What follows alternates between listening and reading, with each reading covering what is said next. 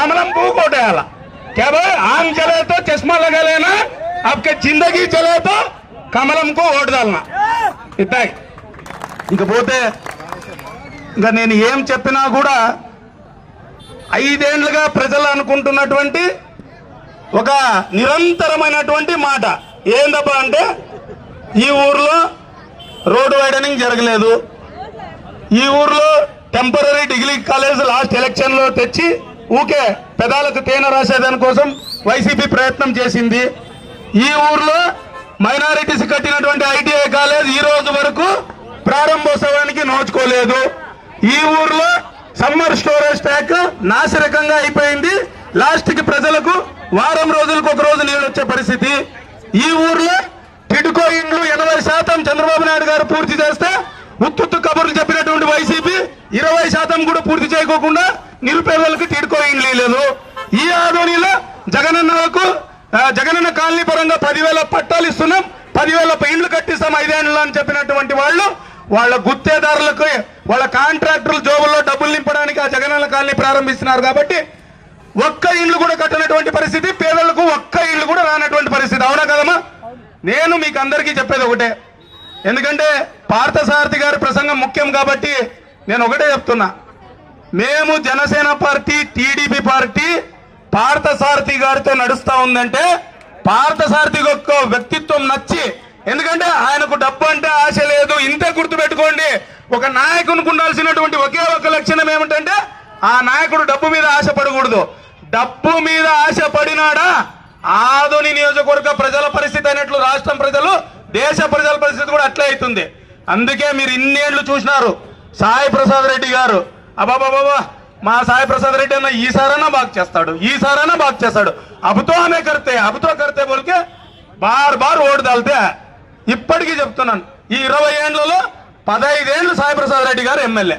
एक बार मुसलमान भाई बहना आप भी सोचना, एक बार चुपके आके बीजेपी को वोट मत डाल बोल के मुसलमानों को बोल रहा है.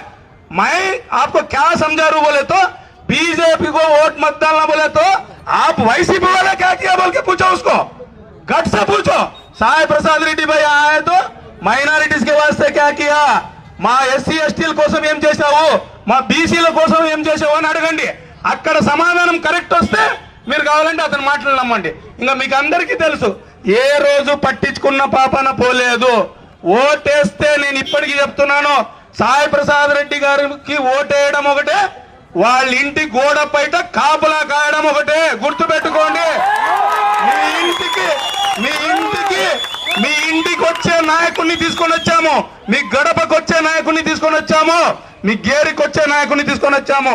పొరపాటున మీరు అతని ఇంటికి వెళ్తే సోఫాల్లో కూర్చొని సమస్యలు వినేటువంటి నాయకుడిని మీ దగ్గరికి తీసుకొని వచ్చాము. అందుకే గుడ్డిగా చెప్పేటువంటి మాటలు నమ్మొద్దండి. దయచేసి ఒక్కసారి కమలం పువ్వు గుర్తుకు ఓటేయండి, పార్థసారథి అన్న గారిని గెలిపియండి. అలాగే ఎంపీ అభ్యర్థి అయినటువంటి నాగరాజు గారు, పంచలింగాల నాగరాజు గారు సైకిల్ గుర్తుకి ఓటేసి గెలిపించండి. నేను టూకీగా చెప్తున్న మేనిఫెస్టోలు బాగా తెలుసుకోండి. చదువు రాని వాళ్ళు ఉంటే చదువు వచ్చిన వాళ్ళతో ఒకసారి తెలుసుకోండి. అమ్మా మీకు సంవత్సరానికి 3 గ్యాస్ సిలిండర్లు ఫ్రీ వస్తుంది ఎన్డీఏ ప్రభుత్వం వచ్చిన తర్వాత. అలాగే ఈ రోజు 1,500 రూపాయలు నెలకి పెన్షన్ 18 నుంచి 59 ఏళ్ల వరకు ఈ రోజు వరకు ఎవరికి పెన్షన్ ఇలా. పెన్షన్ రావాలంటే 60 ఏళ్ల పైన, అది కూడా వైసీపీ వాళ్ళ కోట వస్తాం, మిగతా పార్టీ వాళ్ళకి రావడంలే. మేము కులం చూడం, మతం చూడం, రాజకీయం చూడం. 18 నుంచి 59 ఏళ్ళకి 1,500 చొప్పున సంవత్సరానికి 18,000 ఇస్తాం.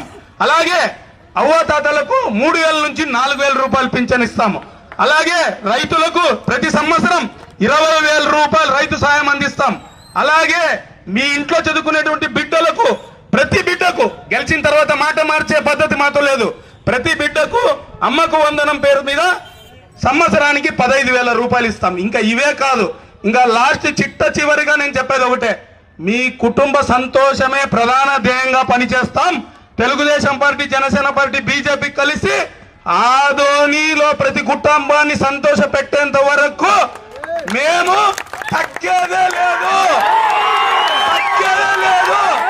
ఎన్ని బెదిరింపులు వచ్చినా, ఎంతమంది మభ్య పెట్టినా మీకోసం చేస్తున్న పోరాటంలో आपके वास्ते जो जंग में लड़ रहे असल झुकना नहीं है हमारे पास. खाली साई प्रसाद रेड्डी को